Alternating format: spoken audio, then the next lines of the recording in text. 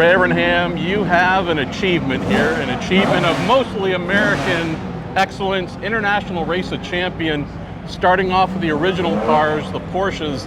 These things go for trillions of dollars at auction, but AJ Foyt, Porsche, phenomenal. James Hunt, Cale Yar, I mean, let's go take a look at some of these amazing machines yourself.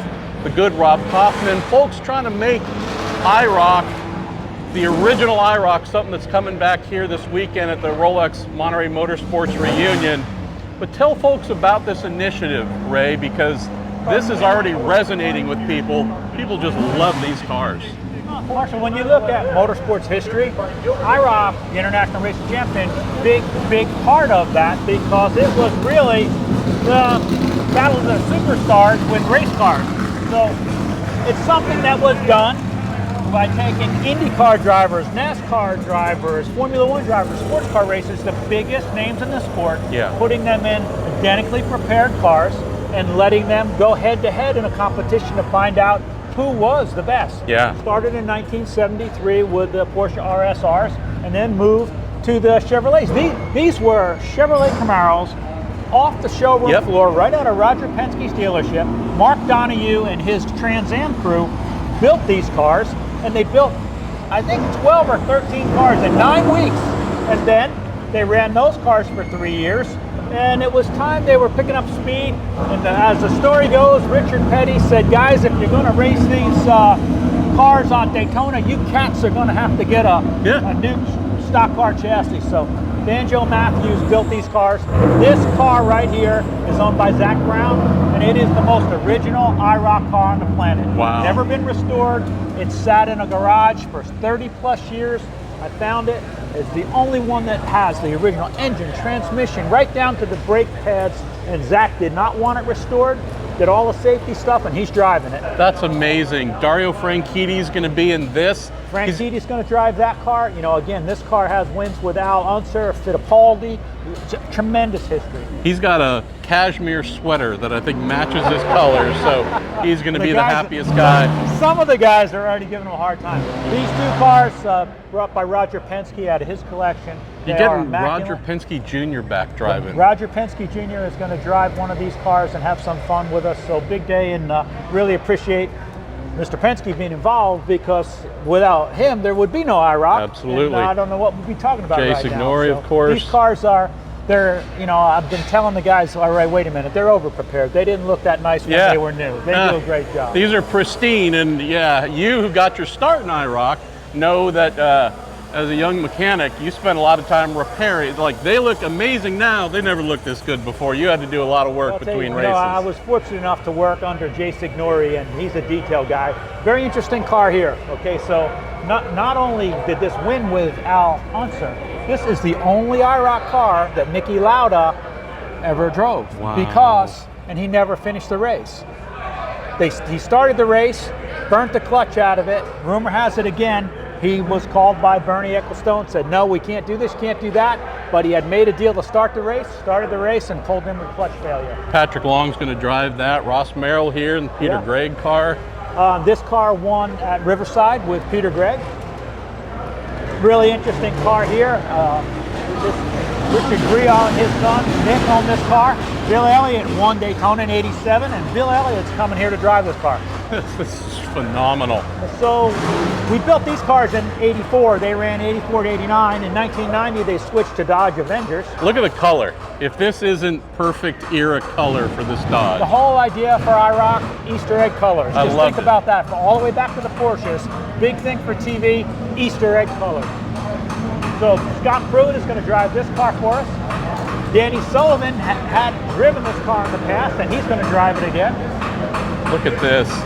Ken Schrader owns this car. Actually, this car won several events with different drivers, most notably Earnhardt and Mark Martin. And this is Mark's car. This Kenny Schrader's personal car, and this is Mark Martin's personal car. And he is so happy to be here. Well, I think, Marshall, what we're seeing, a lot of the guys that really didn't have the time to appreciate the fans and do the things like this to have fun, because they're under a ton of pressure getting ready to race. Now they can race and have a little bit of fun. That's just one of the prototypes that we built in '84. That's Really? my personal car. Unfortunately, we had a little motor problem with it this week. Had to go to another car, but all of my buddies are stealing parts off it. My buddy Scott Borchetta and his Alonso car said, "Hey, can I borrow your windshield?" Scott's the best. Scott is truly Zack the best. Got my brakes. Bruce Canipa's got my shocks. Scott's got my windshield. This is the car that Rob Coffin will be driving. Yes. So this is one of the later Firebirds, a car that Tony Stewart used to race in Daytona. My buddy Jeff Gordon's driving this car. This is owned by Rick Hendrick and has been totally prepared. Jeff will be here in a little while to test this afternoon. Bobby Labonte? Bobby Labonte's personal car. This is Bobby won the championship in 2001 and was presented with this car. So we prepared it, got it race ready for him, and he's going to drive it. I love how many folks still own their cars. Oh yeah, yeah. That's phenomenal. Jimmy Johnson does. That's at our house, at our place right now. So we're going to try and get him to commit. Kurt Busch, this is his personal car. You can see him getting fitted in it right now. But he flew all the way out here to drive this after he won the championship. Yeah. Another Mark Martin car. Another Mark Martin car. This one's owned by Alan Davison, who is a friend of Mark's. Alan's going to drive it himself. This car Tony Stewart won Michigan with, and Dave Roberts, a really great, such a good guy, historic racer. Sam Hornish drove this car. A gentleman named Mike Sleuth owns it. This car here actually has a lot of history. It's an Earnhardt winning car, won at Daytona, owned by a gentleman named Steve Swain. He brought it. This is my car. It's a Helio. It's a Kester Neves car. Bruce Canipa's going to drive that for me today and have some fun. He is busy this weekend. Oh yeah. And then another Mark Martin car. Now Mark's the winningest IROC guy. Won the most championships, most races. So there's a lot of Mark Martin cars here. Ultimately, the cars, believe it or not, are not that far apart speed-wise. Yeah. So as I said, we go through lots of different generations, lots of history here, and having the race that we have here today with the drivers like Jeff, like Mark, and Dario, Danny Sullivan, the number of IROC wins, the number of Indy wins, NASCAR wins, championships, it's just like a real IROC race. When you look down there and say, oh wow, there's Patrick Long from the sports car, oh, there's Scott Pruitt, all the list of guys, this is a perfect way to kick off the historic IROC series. Tell us about that. Let's close on that, Ray. You, Rob Kaufman, everybody involved here. This is the second time getting the cars together for this. Had the first at Lime Rock, and you said, this is something we'd like to do more of. And these guys don't want to come out and do 200 races a year but what if we did this a handful of times each year, just on a Wednesday, Thursday, loading in here at the reunion? You can already see folks are coming straight to this spot. Clearly there is something special connecting with folks. Well, tell folks about wanting to make this something where you can come and see these cars and drivers a couple times a year going forward. Our goal is, no more than 4 events a year. Probably going to be 3, one on the East Coast, one somewhere in Central America, and one out here on the West Coast. Maybe 2. Depends on how many cars we can get to come out of the woodwork. We always want to have 4 or 6 really good guest IROC racers. But I think it's really important, and again,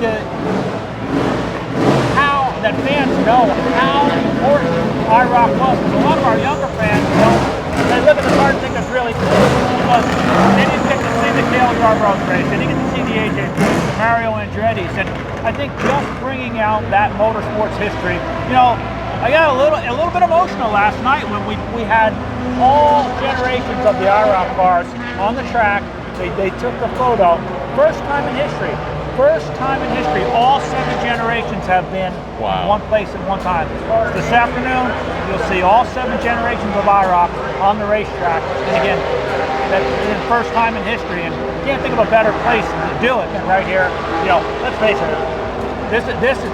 I know about Goodwood. I know all this, but this is the biggest historic event in America right here at the Rolex.